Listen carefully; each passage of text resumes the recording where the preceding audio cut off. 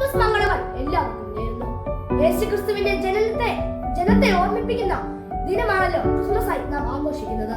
പക്ഷേ യേശു ജനിച്ചപ്പോൾ ആഘോഷങ്ങൾ ഒന്നുമില്ലായിരുന്നു. അവിടുന്ന് ഒരു താഴ്ത്തൊഴുത്തിലെ പുൽക്കൂട്ടിലാണ് ജനിച്ചത്. വളരെ ലാളിത്യത്തോടെയുള്ള ഒരു ജനനമായിരുന്നു.